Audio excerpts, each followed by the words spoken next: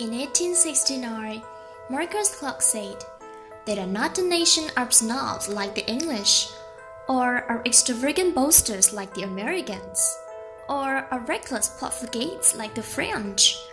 They are simply a nation of drunkards." Can you guess who are they? Yes, Australian. They are Aussies. Wine together with beer is one of the most popular drinks in Australia. But little do people know about this famous drink in Australia, as well as the way it reflects Australian culture.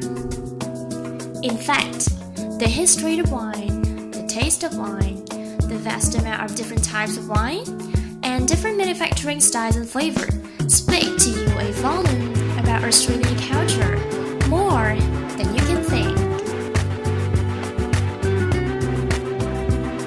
The origin of Australian wine may be traced back to 1788, when the first grapevine was brought to Australia, along with the first fleet, the first European settlement in Australia. And it's the settlers from Europe that brought a new life to Australian wine.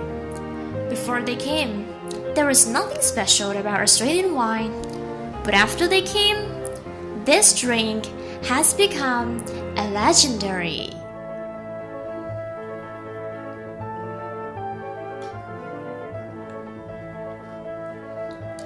A century after wine was first introduced to Australia by European settlers, the Australian wine industry began to gain worldwide reputation.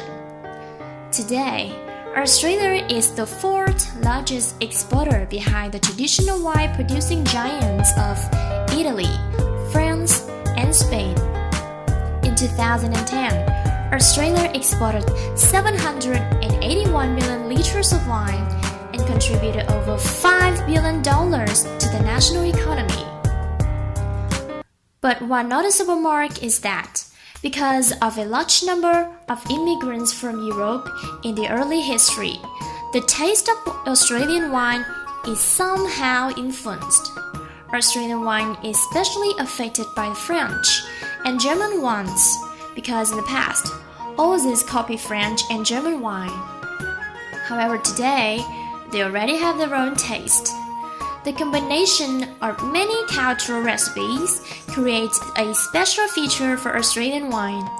This feature is also seen in many other aspects of life in Australia. Multicultural. Now let's spend some minutes to travel around Australia to discover a world of wine. When coming to Australian wine, it will be a shortage if you don't mention 4 kingdoms of red vines. Each has its own wine variety and style. You can explore some of the world's oldest Shiraz vineyards in South Australia's Barossa Valley and McLaren Vale, or award-winning Sauvignon Blanc in Western Australia's Margaret River. Join one of the winery events held in the Hunter Valley near Sydney, New South Wales, or taste the flagship Chardonnay, Pinot Noir, and sparkling wines of the Yarra Valley near Melbourne, Victoria. Each kind of wine owns its unique flavor, and Aussies especially appreciate how to pair fruit and wine harmoniously. Generally, there are 2 main types of wine: red wine and white wine. Red wine is preferred to serve with red meat such as kangaroo, beef, and even crocodile. Red meat in form of barbecue is very popular in Australia. When served with red wine, its tannin will make the meat softer and juicier. On the other hand, seafood goes best with white wine. Lobsters, abalone, and fish like tuna or salmon are mostly used in Australian culinary. Acidity in white wine can reduce the sickly smell of marine food, as well as making them sweeter.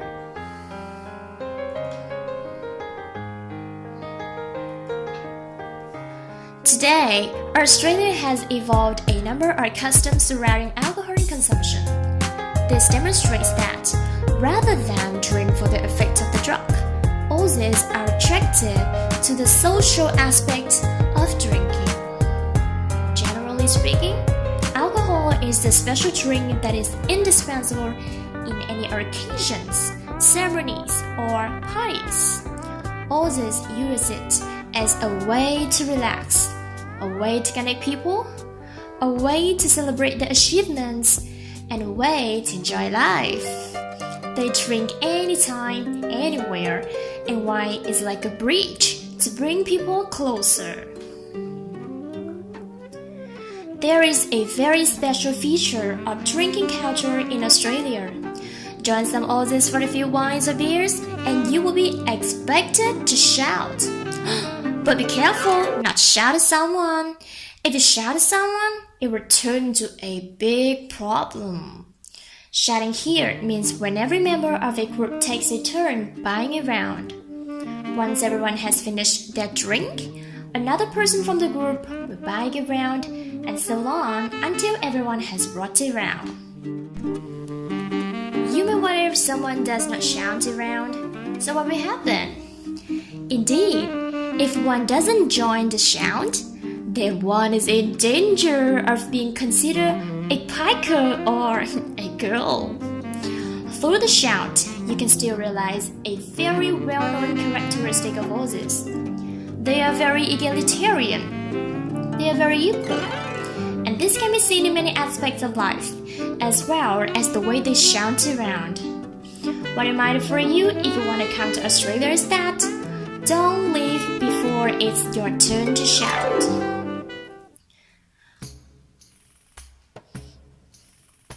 Well, so you guys have enjoyed a short tour about Australian wine? You see, wine is not just only wine. It also reflects the personality of Australia and its people. Do you remember two cultural aspects mentioned in the video? It's multicultural and egalitarian.